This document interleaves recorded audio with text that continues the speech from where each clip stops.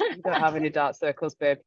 So I think I want to start with just saying thank you for allowing me to take info from you and share, because I think that it's always difficult for me to get others on their own transformative journey to consider why coaching can be supportive of them and how different nuances in coaching can support them. So at the end of the day, I think human experience is always the best way. So I think I wanted to just start with saying, what was your specific situation when we first started to work with each other? So I think at the beginning of the year, I was in a rut professionally, because I had joined a new company. I wanted change, and I had a lot more than I had bargained for. And, I was reaching that 1-year mark in the new place, and I didn't feel like I was where I expected myself to be. And this was coming from another company where I spent 7 years, and I knew everything. I was the go-to person.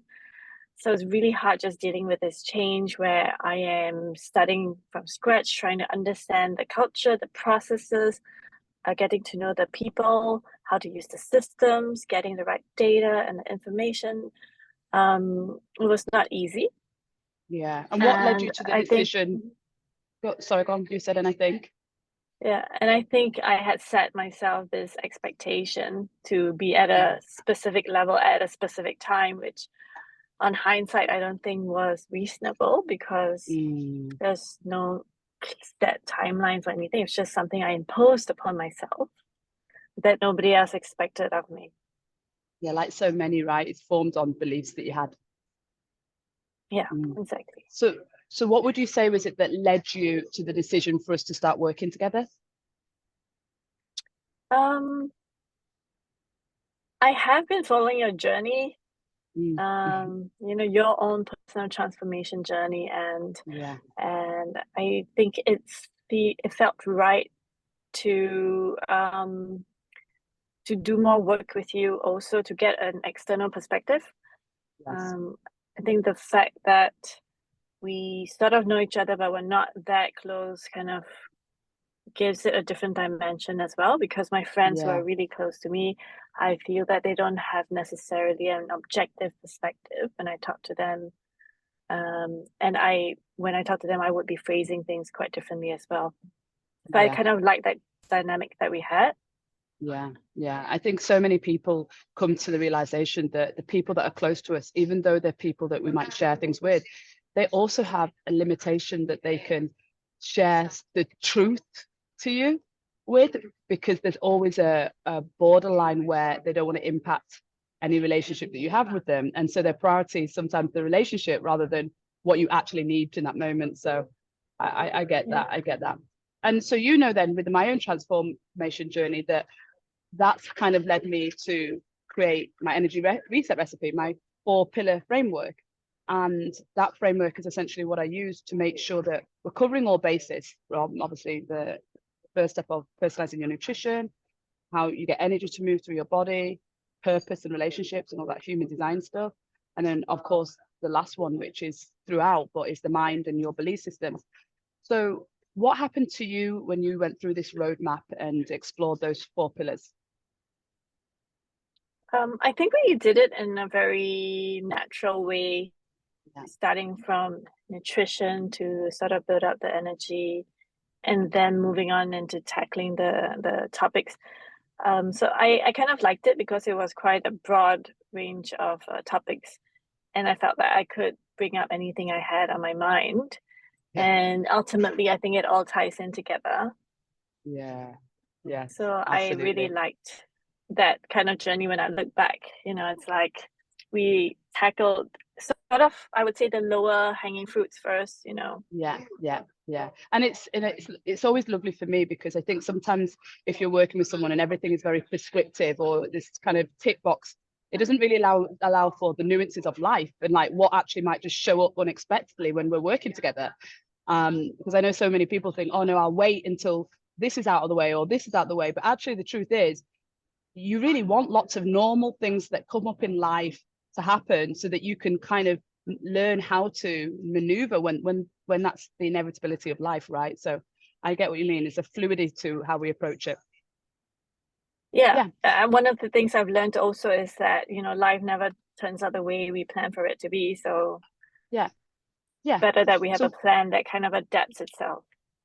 that's it. And one thing that I particularly kind of admire about you is that you kind of set your sights to, this is the area, this is a part of myself that I want to improve in, and I can see patterns that I have, and I can see that I'm in the same cycle and I want to be able to push through it.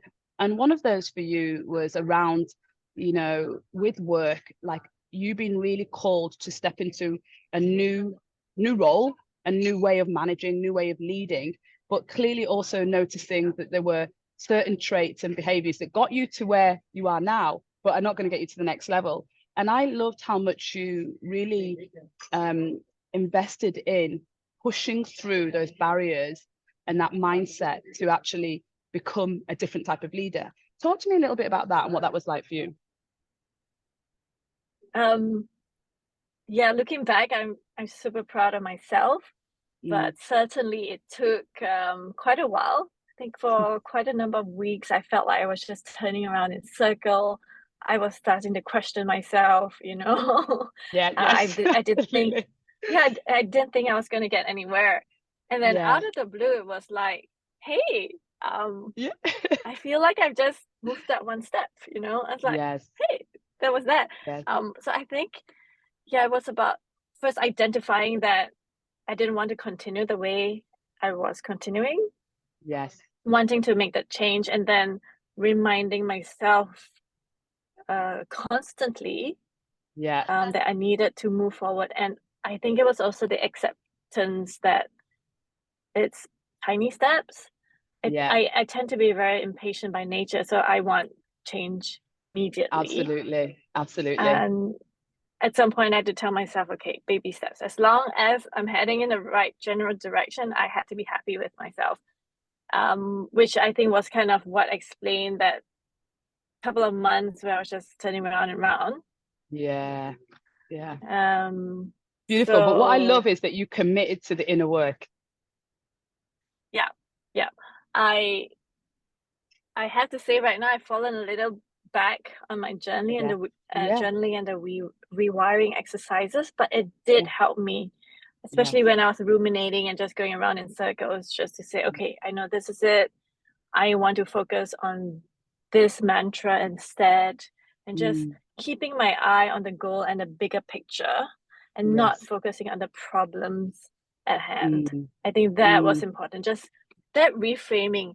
And I always remember, when we reframed my view on cooking, that was that was instantaneous. That was like boom, boom. Next day, I was Yes. like, I can cook. No worries. Yes. It's like, wow. Yeah, yeah. Because here's the thing, I think for so many people, because they don't get the support to rewire their brain, what happens is, and like you just mentioned, sometimes you're not keeping up with the inner work as much as you were before. But actually, once you've had some things that have been completely rewired, you actually can't go backwards on those things. And what you're doing, continuing to do the inner work on, and a lot of the rewiring exercise is to actually go to the next layer of where you want to grow personally and professionally, to dig deeper in the next level of yourself. Yeah, and that was when the next rewiring took longer, just Yes. remember how I was going to give up on that big event, that big project. And I said, I can't do it. I'm going to go and tell my boss, I can't do it. No way. And then I think subconsciously, that whole rewiring was still going on. Of course, it took much longer than just telling myself I can actually cook. Yes.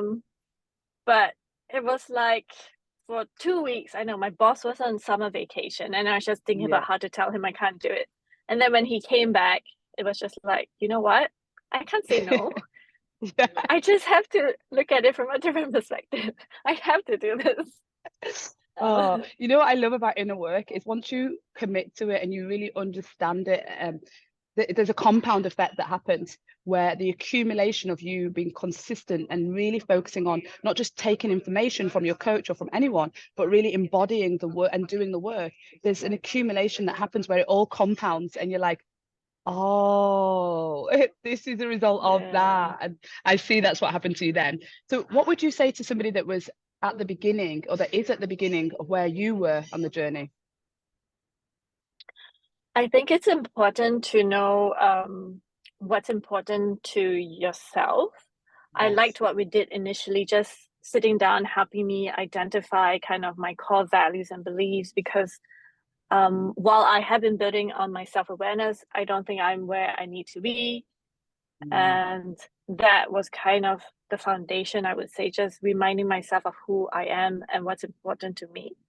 Yes, And then brilliant. reframing the people also around me and the projects I was taking on, right? Like Yes. what, two months ago, I realized I like learning, right? Learning is very important Yeah. to me. Yeah. But because I had been sucked into work, there was nothing much going on in my life besides work. And then I was like, I need to learn a new skill. So I was like, okay, Yeah. these pair of rollerblades I bought 2 years ago during COVID have just been sitting there because I tried to do it thinking that I could just jump on them like jumping on a bicycle and start blading as I was when I was younger. I couldn't do it anymore.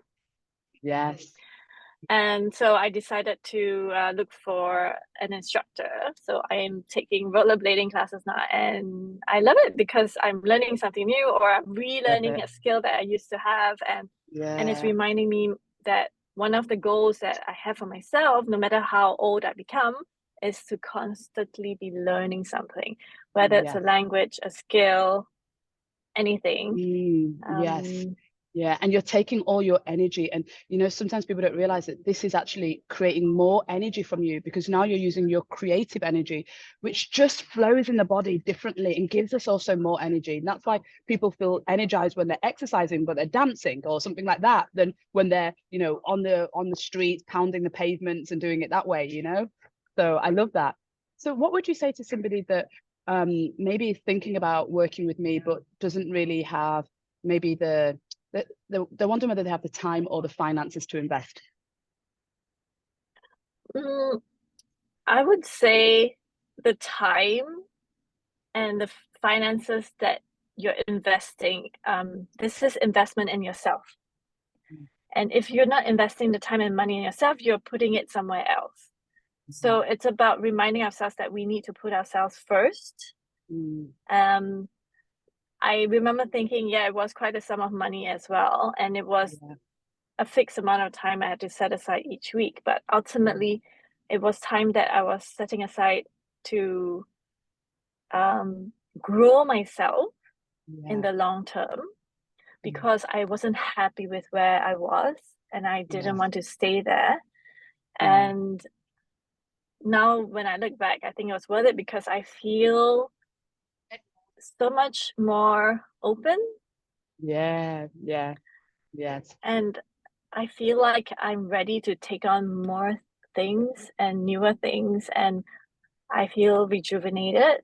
And you know, that moment when I felt myself taking the step up, right, becoming a different leader.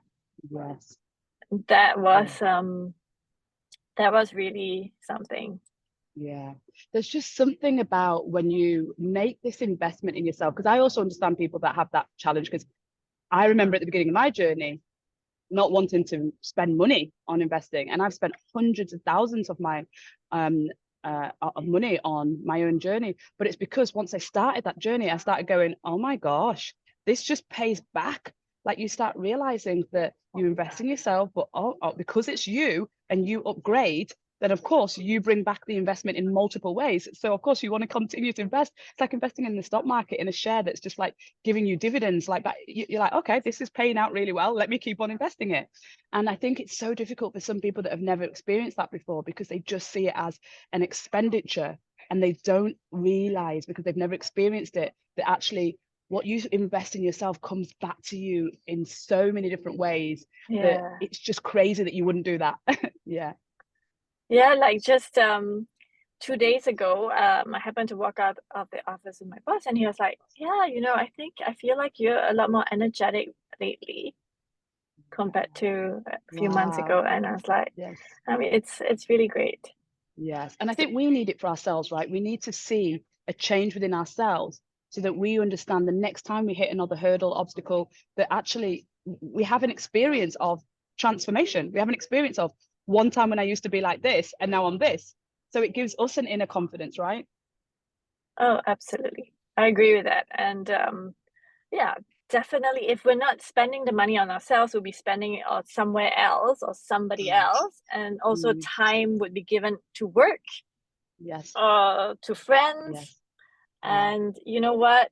I think we have to love ourselves first. And if we don't put ourselves first, nobody else will.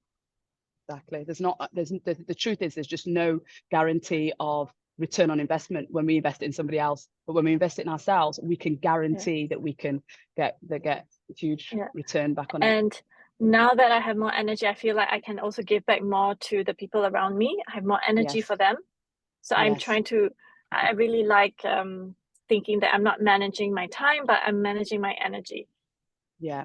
Beautiful. I love that. Well, thank you so much for sharing that with me. It was really lovely. I absolutely loved the journey with you because you make the commitment to yourself and then it's just, you're coachable. It's so much more easier when somebody is just like, I really want to see change, but I just need a guide to help me do that. Because here's the thing, it's so interesting really when we really look at it, because originally people that had coaches were celebrities, politicians, you know, sports professionals at the best of their fields. But now the everyday person can get access to a coach. But the truth is that the entry level for coaches is also quite low. So some people actually have experience of bad coaching.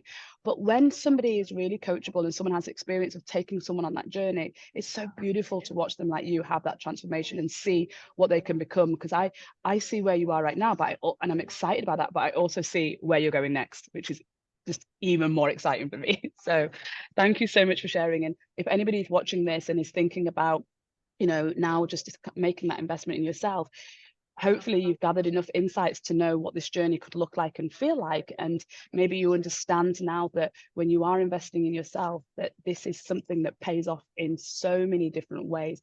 And energy is currency. And so, you know, we all get paid for our energy, and therefore preserving and creating and vitalizing and nourishing that energy is one of the best things that we can do. So thank you again, Adeline, for spending that time and sharing with me today. Thank you, Elika. All right, you take care. I'll speak to you soon. Bye.